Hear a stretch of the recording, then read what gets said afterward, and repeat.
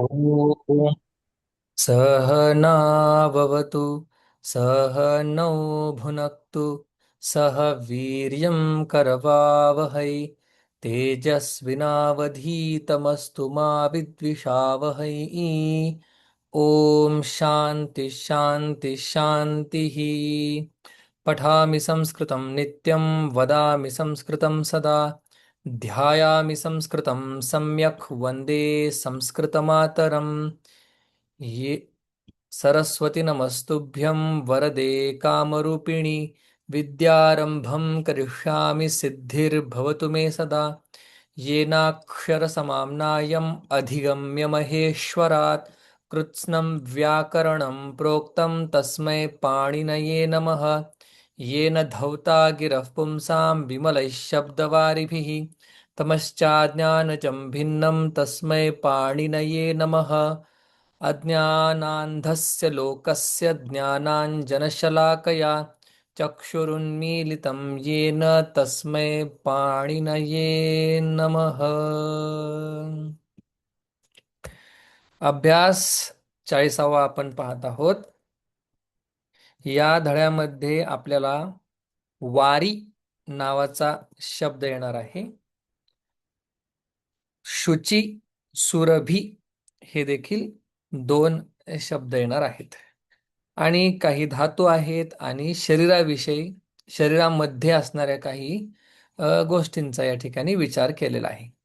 सगळ्यात पहिला आपण जो शब्द आहे वारी, अगदी सोपा आहे. वारी हा शब्द इकारांत नपुंसकलिंग आहे. आतापर्यंत आपण काय काय पाहिलं? आतापर्यंत आपण इकारांत पुल्लिंग शब्द पाहिला, कवीही. नंतर आपण इकारांत स्त्रीलिंग शब्द पाहिला. कुठला इकारांत स्त्रीलिंग? मतीही, गतिः बुद्धिही, श्रुतीही, गतीही. आणि नंतर आपण दीर्घ इकारांत स्त्रीलिंग पण पाहिला. नदी, नदी गौरी, नदी. दीर्घ इकारांत स्त्रीलिंग. मग आता या पाठामध्ये ऱ्हस्व इकारांत किंवा इकारांत नपुंसकलिंग शब्द आहे. इकारांत नपुंसकलिंग वारी शब्द आहे बघा. वारी, वारी शब्दाचा अर्थ होतो पाणी. अगदी सोपा आहे. भगवान शब्द जर आपल्याला लक्षात असेल तर हा शब्द काही अवघड नाहीये. नपुंसकलिंग असल्यामुळे पहिले दोन्ही विभक्त त्याच्या काय असणार आहेत? सारख्याच. जसं वनम सारख्याच. वने वनानी, वनम वने वनानी सारख्याच, तसं वारी, वा- वारिणी, वा- वारिणी, वारी, वारिणी, वारेणी वारिणी. जसं भगवता, वारिणा, भगवते, वारिणे, भगवतः, वारिणः, भगवतः, वारिणः, भगवती, वारिणी. ओके. हे भगवन हे थोडंसं वेगळं होतं. हे वारी. वारिणी, वारिणी हे कायम प्रथमा विभक्ती द्विवचन आणि बहुवचन सारखंच असतं. बाकी भीही, भ्यः, भ्यः, नाम, शू ॲज इट इज आहे असंच. भ्याम, भ्याम, भ्याम, ओहो, ओहो आणि वारिणी. अशा प्रकारे हा वारी शब्द आहे. त्याचबरोबर या पाठामध्ये शुची आणि सुरभी असे शब्द दिलेले आहेत. शुची. मग शुची हा शब्द इकारांत स्त्रीलिंग पण आहे आणि शुची हा शब्द इकारांत नपुंसकलिंग पण आहे. म्हणजे काय? कुठे कुठे शुची हा शब्द नपुंसकलिंगामध्ये चालवलेला आपल्याला पाहायला भेटतो, कुठे कुठे हा स्त्रीलिंगामध्ये, जसं बुद्धी, मती, गती, श्रुती यांच्यासारखे, स्मृती यांच्यासारखे चाललेले दिसतात. म्हणून हा शुची शब्द दोन्ही प्रकारे चाललेला आपल्याला दिसतो. म्हणून ते म्हणतात की शुची हा वारी प्रमाणे या पाठामध्ये आपल्याला चालवायचा आहे. जर तुम्ही अष्टाध्यायी.com वरती टाकून बघितलं शुची शब्द, जसं मी मगाशी बघितलं होतं, तर वेगवेगळे बघा. शुची इकारांत नपुंसकलिंग, इकारांत पुल्लिंग पण, इकारांत स्त्रीलिंग पण आणि शुच सकारांत हा वेगळा आहे. अर्थामध्ये थोडे थोडेसे बदल आहेत, पण आपण एकच लक्षात घ्यायचे काय? आपण जो शब्द बघितला वारी, त्या वारीनुसार आपल्याला चालवायचं आहे शुची आणि सुरभी. शुची शब्दाचा अर्थ होतो स्वच्छ किंवा अ, काय म्हटले त्यांनी, स्वच्छ किंवा पवित्र असा. ठीक आहे. शुची 16व्या अध्यायामध्ये गेलाय वाटतं. हा एक गुण आहे, दिव्य गुण. तर आपण जसा वारी शब्द आहे त्या वारी शब्दाप्रमाणेच आपण चालवणार आहोत. शुची कसा चालेल? शुची, शुची, शुचिना, शुचिने, शुचिनः, शुचिनः, शुचिनी, हे शुचे, हे शुची. सुरभी कसा चालेल? सुरभी, सुरभी, सुरभिना, सुरभिने, सुरभिनः, सुरभिनः, सुरभिनी, हे सुरभी. आता गंमत काय झालेली आहे, त्यांनी या पाठामध्ये देत असताना सुरभी, आता इथे तुम्ही सुरभी आणि वारी हे काय त्यांनी पुल्लिंगामध्ये दिलेले आहेत. मग आपल्याला दोन्ही पण लक्षात ठेवायचंय. हम्म. आपल्याला दोन्ही पण लक्षात ठेवायचं की हा पुल्लिंग इकारांत स्त्रीलिंग पण आहे आणि अजूनही लिंगांमध्ये तो चालतो. जिथे जसा येईल तसा आपल्याला तो ओळखायचा आहे. भगवान शब्दानुसार वारी शब्द तृतीय विभक्तीनंतर चालणार आहे. बाकी तर दोन्ही प्रथमा विभक्ती आणि नंतरची सारखीच आहे. मग सुरभी कसं चालेल तो पण आपण बघितलं. सुरभी, सुरभी, सुरभिना, सुरभिने, सुरभिनः, सुरभिनः, सुरभिणी, हे सुरभी, हे सुरभे. तसंच द्विवचन, तसंच बहुवचन. तर वारी म्हणजे पाणी आणि सुरभी म्हणजे सुगंध. आता सुरभी शब्दाचा अजून एक अर्थ आहे पण इथे तो नाहीये. पण आपल्याला माहित असावं, सुरभी म्हणजे सगळ्या ज्या गायी आहेत त्या गायींची जी आई आहे, जननी, तिला सुरभी असं म्हटलेलं आहे काही ठिकाणी. ठीक आहे. सुरभी चालेल.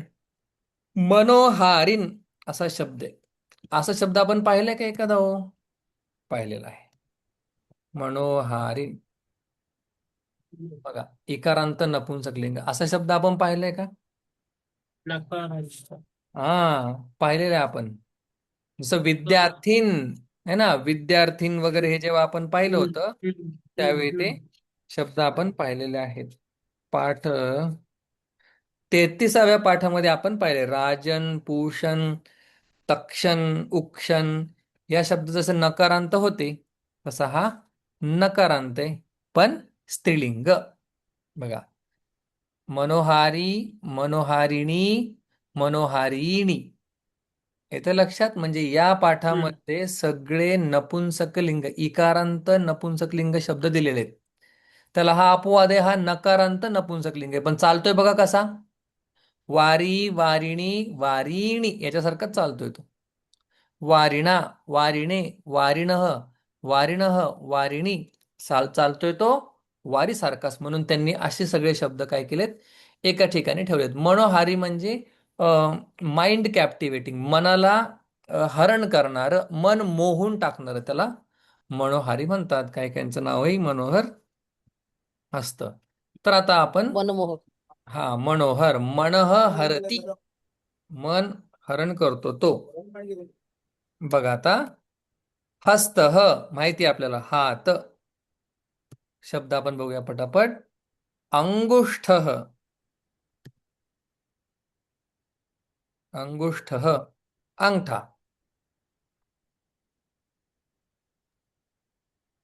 केश म्हणजे केस, बहुवचनात केशा हा.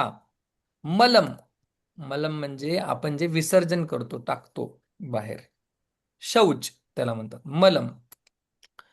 मलम संस्कृत शब्द बरं का, मल. आणि मलम आपला जो आहे तो इंग्लिशमध्ये प्रचलित आहे.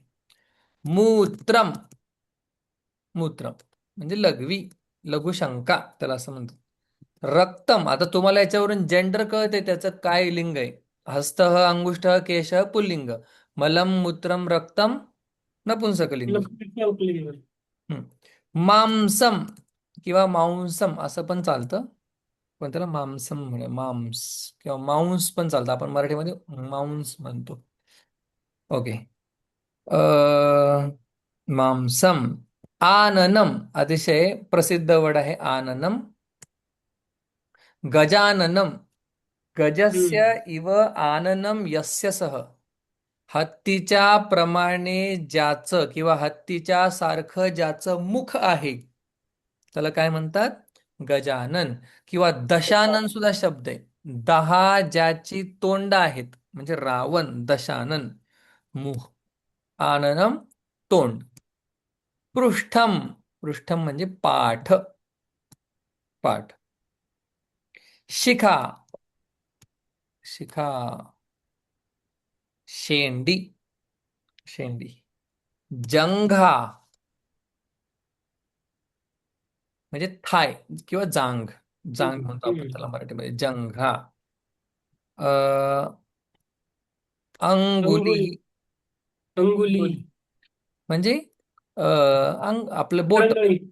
बोट, बोट, बोट. कुठलंही बोट. बोट. हम्म. हम्म. फक्त करंगळी म्हणायचं असेल तर कनिष्ठिका. त्याची नाव आहेत: अच्छा. अंगुष्ठ, हम्म. तर्जनी, मध्यमा, अनामिका, कनिष्ठिका. अंगुष्ठ, अनामिका करंग. तर्जनी, मध्यमा, अनामिका, कनिष्ठिका. ठीक आहे. अंगुली ही म्हणजे बोट फक्त. कटिही, बोट. कटिही म्हणजे कंबर, कटिही. कंबर.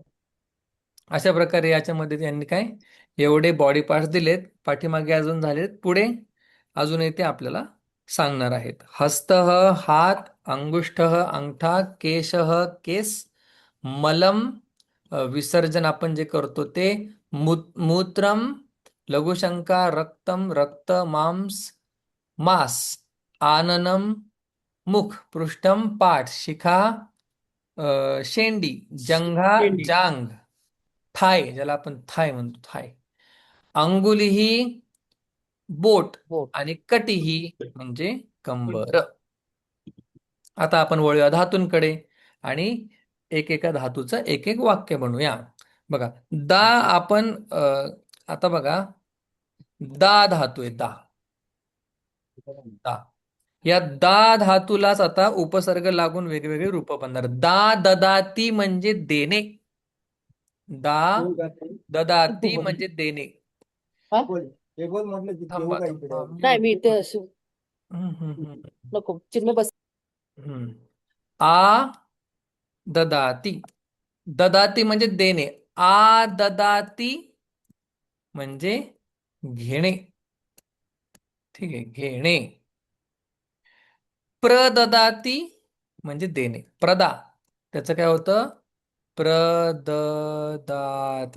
काय दाचं ददाती होतं, त्याच्या फक्त पुढे काय लागतायत? उपसर्ग लागतायत. देणे. हम्म. नंतर 10 धातू आपल्या पुढे आणतात, 10. मग अभि, उपसर्ग 10. या 10चं पण दधाती असं होतं. बघा फरक आहे, व्यवस्थित आहे का? ददाती आणि दधाती. मग अभि 10चं होतं द धाती, अभिदधाती. अभिदधातीचा अर्थ होतो बोलणे किंवा सांगणे. अवघड धातू आहे पण अर्थ मात्र सोपा आहे. अपि दधाती, अपि दधाती, अपि दधाती. ढकलणे, ढकलणे, ढकलणे. डायरेक्ट उत्तर लिहितोय. विदधाती, विद विदधाती, विदधाती. हम्म, सर, करणे एखादी गोष्ट. अभिददाती ढकलणे. ढकलणे का ढकणं, म्हणजे असं भांडण ठेवलं त्याच्यावर ढकलणं, असा येतो अर्थ. अयो, हा. हा हा हा हा, थांबा थांबा थांबा थांबा. ढकलणे ढकणे, नाही, झाकणे. झाकणे, झाकणे, झाकण मध्ये होतं ना उदाहरण. झाकणे. बरोबर त्यांनी. हा, कर्णव अपि दधाती उदाहरण पण दिले, कान झाकतो. बरोबर बरोबर, विदधाती. विदधाती करणे, जसं करोती तसं विदधाती, दधाती करणे. परिदधाती, परिदधाती.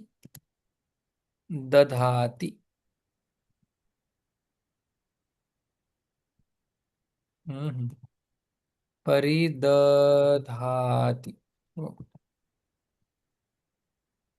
परिदधाति घालणे, परिधान करणे, नेसणे किंवा घालणे, नेसणे.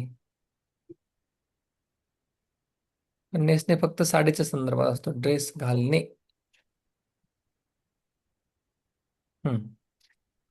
To wear, simple. निदधाति. निदधाति ठेवणे, एखादी गोष्ट ठेवणे. वाक्य बघायचे होते पण ठीक आहे, चला. निदधाति. पुढे आहे श्रद्धाती. श्रद्धाती म्हणजे काय? श्रद्धा ठेवणे. एक एक वाक्य लागलीच बघूया. श्रद्धा ठेवणे. ठीक आहे. बापरे.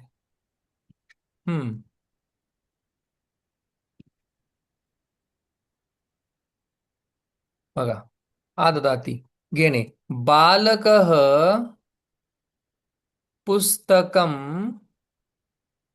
आददाती. बालक काय करतो? पुस्तक घेतो. हा. बालकः पुस्तकम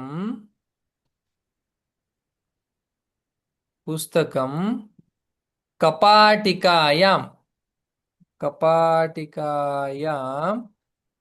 निदधाति.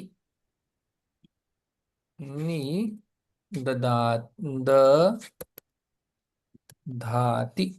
पुस्तक कपाटात ठेवतो. प्रददाति. बालकः पुस्तकं प्रददाति. बालक काय करतो? पुस्तक देतो. प्रददाति. पुस्तकच्या ऐवजी दुसरे काय म्हणू शकता तुम्ही? माता. देवे. आई देवामध्ये श्रद्धाती. काय करते? श्रद्धा ठेवते. अपिदधाती सांगणं. आई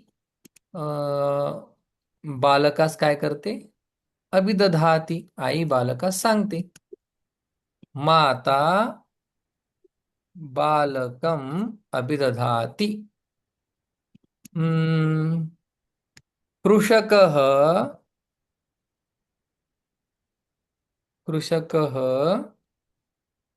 क्षेत्रम शेत अपिदधाती. शेत काय करतो? तो झाकतो. विदधाती. सेवकः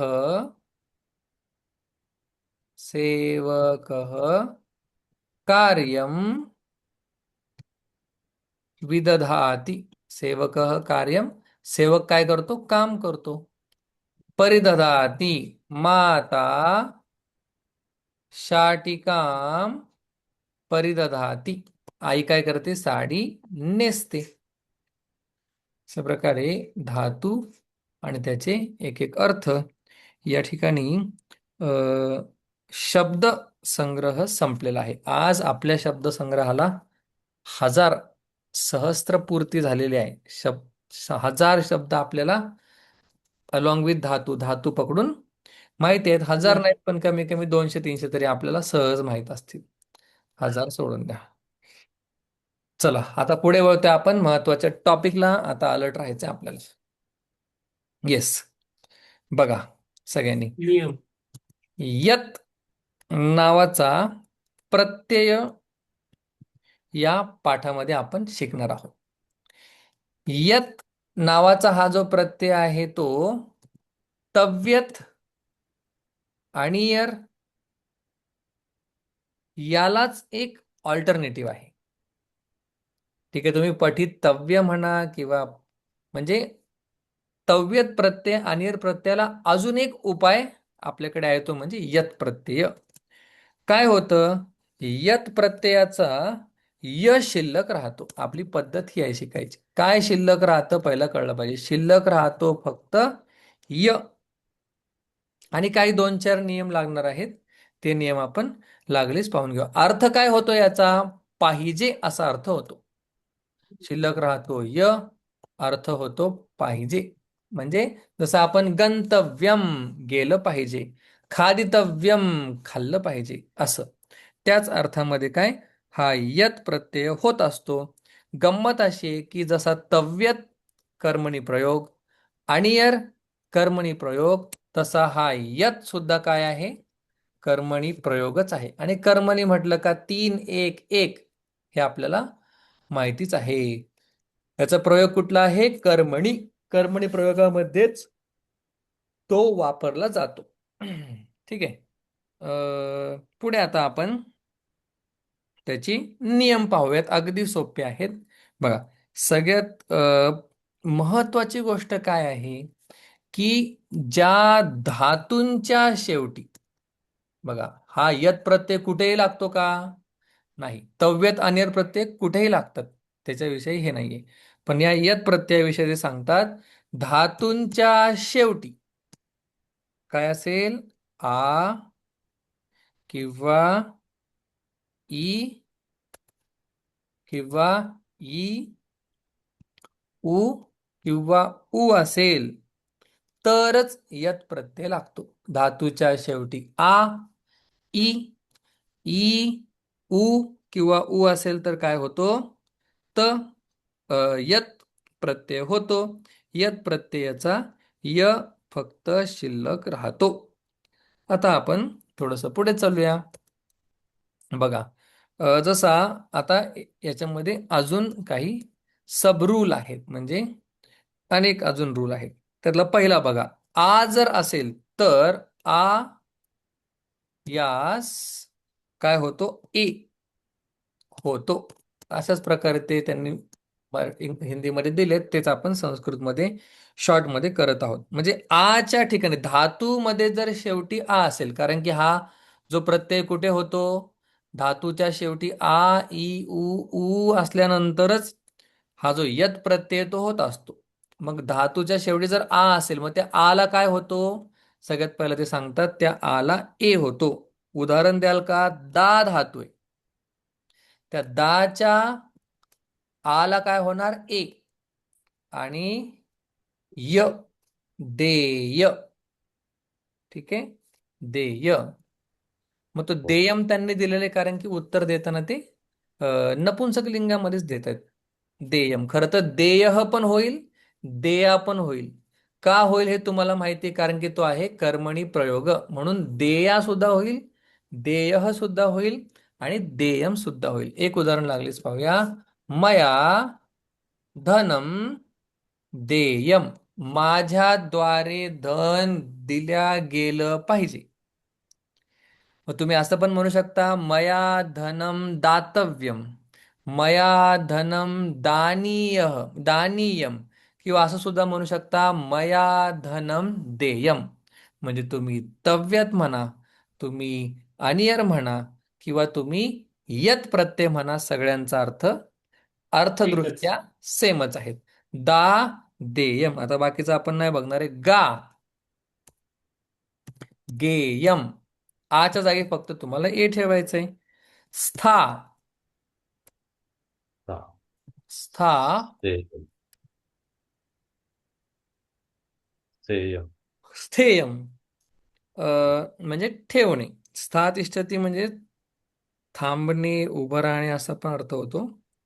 स्थेयम, मया अत्र स्थेयम, माझ्याद्वारे इथे थांबल्या गेलं पाहिजे. थांबणे. स्था तिष्ठती, थांबणे, उभं राहणे, वाट पाहणे, अशा प्रकारे. अजून आता हे धातू एक सारखे एका लाईनीमध्ये येतात. दा, पा, मा, घ्रा असे सगळे. मा म्हणजे मेयम, मोजल्या गेलं पाहिजे. मया क्षेत्रम मेयम, माझ्याद्वारे क्षेत्र मोजल्या गेलं पाहिजे. पा पेयम, मया नारिकेल रसम, नारिकेल जलम पेयम, माझ्याद्वारे नारळाचं पाणी पिल्या गेलं पाहिजे. पेयम. देन हा हेयम, हेयम म्हणजे टाकणे. हा टाकणे. मया दुर्गुणं दुर्गुणः हेयः. मया दुर्गुणाः हेयाः. 3 1 1 एवढंच करतोय, नथिंग एल्स. नंतर धातूच्या शेवटी जर ई किंवा ई असेल तर त्यास त्यास काय होतं? ए होतं. जसं ची, त्याचं होतं ईचं होणार ए. चेयम म्हणजे निवडणे. मया धान्यम चेयम, मला धान्य निवडायचं आहे. ठीक आहे, चूस. चेयम चूस. जी जेयम, मया अद्य जेयम, माझ्याद्वारे आज जिंकल्या गेलं पाहिजे. मग तुम्ही काही कर्म ठेवा, त्याच्यानुसार तुम्ही चालवा. जय जेयम. नी नेयम, नेयम. मया द्वारका नेया, माझ्याद्वारे द्वारकेस नेल्या गेलं पाहिजे. माझ्याद्वारे द्वारका नेली पाहिजे, नेल्या गेली पाहिजे. नेयम घेऊन गेलं पाहिजे, नेयम. नंतर संपलेलं आहे. उ किंवा उ असेल तर चौथा. उ किंवा उ असेल तर काय होतं बघा? ओ होकर अव हो जाता है. उ किंवा उ असेल तर, कुठे असेल तर धातूच्या शेवटी तर काय होतं? ओ होऊन त्याचं अव होतं. आता हे अव कुठनं आलं तुम्हाला माहिती नसेल, माहिती तर अयादी संधी. त्या ओच्या पुढे कोणताही स्वर आल्यानंतर ओचा काय होतो? अव होतो. म्हणून त्यांनी उ ऊचा ओ होतो, ओ होऊन अव होतो असं सांगितलं.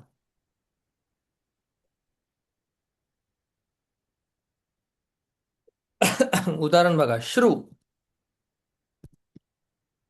मग पहिला काय होईल त्या श्रूचं? श्रो. श्रो. आणि मग त्या श्रोचं काय होईल? अव. श्रव.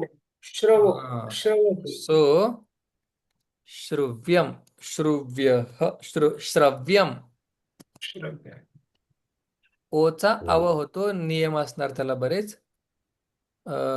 श्रव्यम, कारण की ओ अव मधला व हलंत आहे म्हणून श्रव्यम, ऐकल्या गेलं पाहिजे. मया गीतम श्रव्यम, माझ्याद्वारे गीत श्रवण केलं गेलं पाहिजे.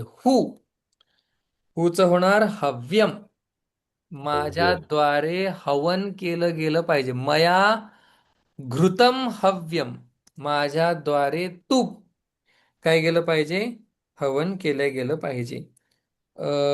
भू त्याचं होणार भव्यम, म्हणजे होणे.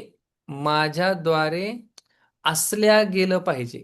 मया भव्यम, माझ्याद्वारे असल्या गेलं पाहिजे. लास्ट सु. सु म्हणजे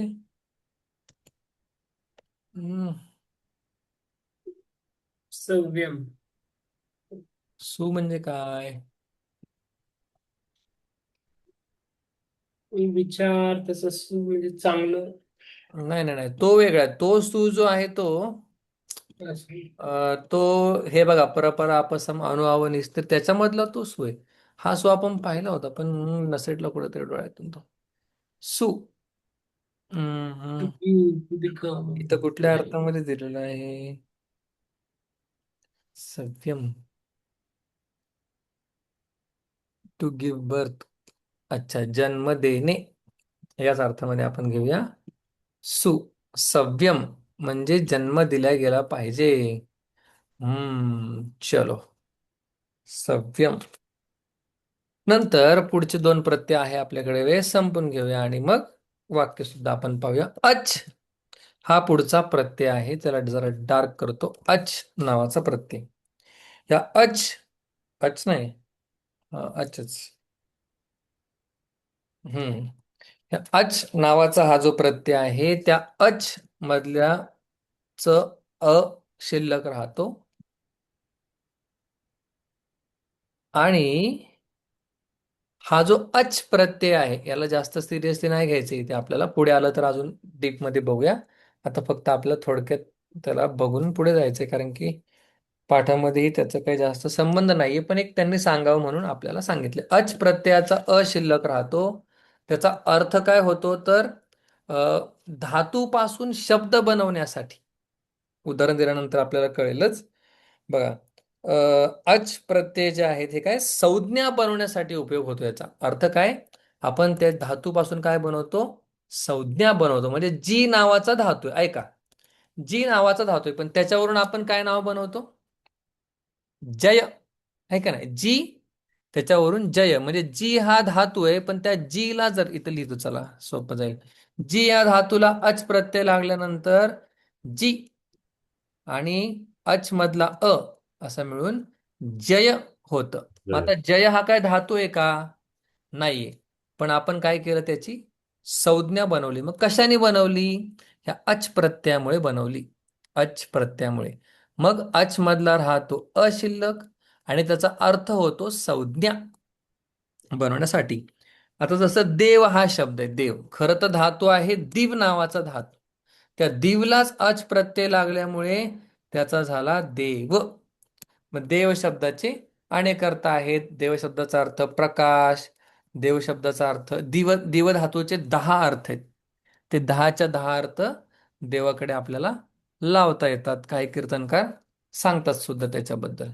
दिव सांगायचं काय आहे, अच प्रत्ययातला अशिल्लक राहतो, त्याचा अर्थ संज्ञा म्हणून होतो. काही संज्ञा त्यांनी दिलेल्या आहेत, काही तुम्ही बघून घ्या.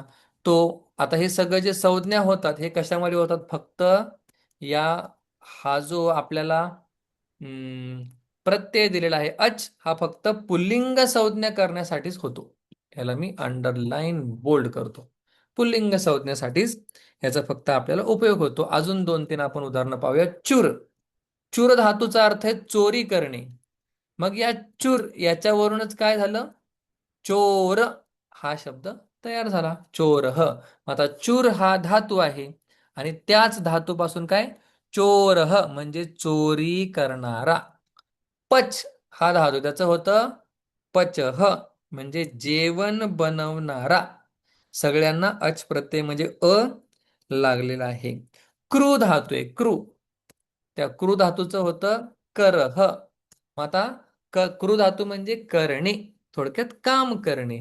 मग त्याच्यामुळे कर या शब्दाला सुद्धा काय झालं, काम करणे, करणे असाच अर्थ त्यालाही प्राप्त झालेला आहे. बघा, युद्ध, युद्ध युध्यती म्हणजे युद्ध करणे. त्या युद्धावरूनच शब्द तयार काय झाला, योध. योद्ध म्हणजे एखादा योद्धा. अशा प्रकारे युद्ध, चूर, चोर आपण धातूंवरून थोडक्यात, अगदी थोडक्यात, एकदम थोडक्यात त्यांनी दिलेला आहे, संज्ञा आपण बनवल्या. तर या ठिकाणी आपल्याला असं पाहायला भेटतंय की बऱ्याच ठिकाणी गुण झालेला आहे. ऊचा गुण ओ, क्रूचा गुण, रूचा गुण अर, युधचा गुण यो, म्हणजे ऊचा गुण ओ. आपण गुण पाहिलेले आहेत, ईचा गुण ए, ऊचा गुण ओ, रूचा गुण अर, असे गुण झालेले आपल्याला पाहायला मिळतात. आता याच्यामध्येच अजून एक छोटासा नियम सांगतात. ई अंतवाली जी धातू आहे, ई शेवट असणारे, नंबर याचा 4, 5, ई शेवट असणारे जे धातू आहेत, असणाऱ्या धातूंना काय होतं, अच प्रत्यय लागतो आणि गुण होऊन अय होतं. म्हणजे ई शेवटी असणाऱ्या धातूंना गुण होऊन काय सांगतायत? गुण होकर अय होता है. गुण होऊन अय होतो. बघा, मग आता ई शेवटी असणारे काय सांगा आपल्याला? ची. ची त्याचं होतं चय ह, निवडणारा. ची चिनोती, निवड करतो तो. जी जयती आपण आधीच पाहिलंय. नी. नयः घेऊन जातो तो. नयः नेणारा.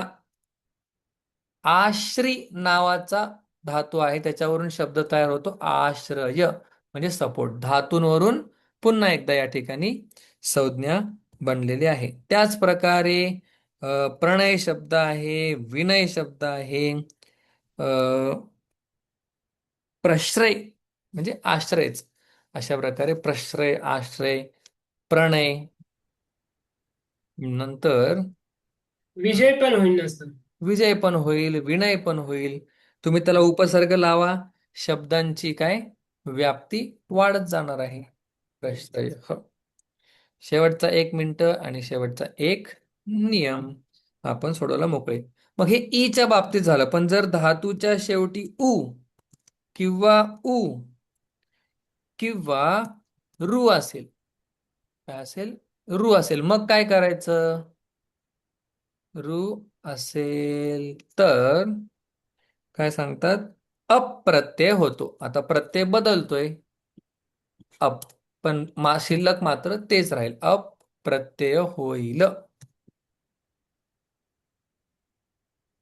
प्रत्यय होईल. उदाहरण देताना सांगतात क्रू. दीर्घ आहे, आता काढता येत नाही आपल्याला, पण त्याला आपण असं करूया समजण्यासाठी. क्रू तेव्हा राहू द्या. क्रू त्याचं पुन्हा होतं कर, करणारा. क्रू. ग्रू बघायला लागेल, गिळणारा बहुतेक. ग्रू गेलेलं आहे आपल्याला मागे. गरह. यू. यू म्हणजे जवस. यू या धातूपासून जवह, सॉरी यवह, यवह हा शब्द तयार झाला. भू च भवह म्हणजे होणे किंवा होणारा किंवा जाणारा. भू भवती. अशा प्रकारे हा 40वा पाठ या ठिकाणी संपलेला आहे. पटापट आपण उदाहरण वाक्य सोडूया. सोपे सोपे आहेत आणि पंचमी विभक्तीचाही वापर करायचा आहे.